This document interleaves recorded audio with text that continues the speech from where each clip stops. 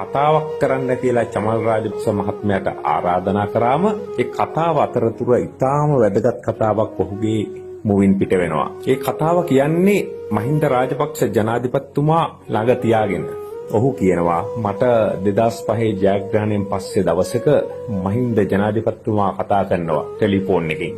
චමල් අයියේ මම මේ යුද්ධය අවසන් කරන්නයි හිතාගෙන ඉන්නේ. චමල් මහත්මයා කිව්වලු කොච්චර දෙයක්ද කියලා. එතකොට කිව්වලු පොඩි ප්‍රශ්නයක් තියෙනවා. මේක ඉවර කරොත් ඒ ඉවර කරාට පස්සේ අපේ පවුල අවදානමට යනවා. බොහෝ වෙලාවට මරණය හෝ හිරගෙදර අපිට තෝරගන්න වෙයි.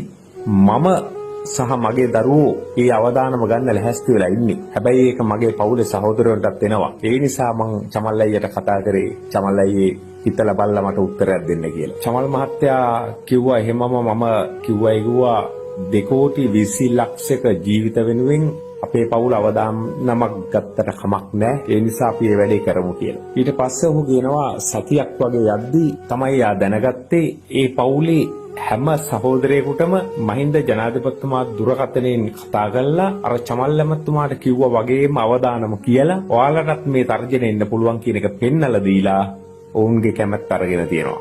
ඉතින් අන්තිමට චමල් මහත්තයා මේ කතාවේ කියපු දේ තමයි අපි කරේ හොඳ දෙයක් නිසා ස්වභාව ධර්මයෙන් ලැබෙන ආශිර්වාදයක් නිසාද දන්නේ අපි තාමත් ජීවත් වෙනවා කියලා. ඉතින් මම හිතන්නේ චමල් මහත්මයා මේක මීට වැඩිය රට හමුවේ කෑ ගහලා කියන්න ඕන කතාවක්. මහින්ද රාජපක්ෂ ජනාධිපතිවරයා මේ යුද්ධයට ඇවිත් තියෙන්නම ඔහුට එන අනාගත අවදානම දැකලා ඒ ගැන ස්ටඩි එකක් ඇතුව අධ්‍යයනයක් ඇතුව එන ඔහු ලෝකේ අනිත් රටවල් වල නායකයින්ට මේ වගේ තීරණ ගත්තට පස්සේ වෙච්ච දේවල්.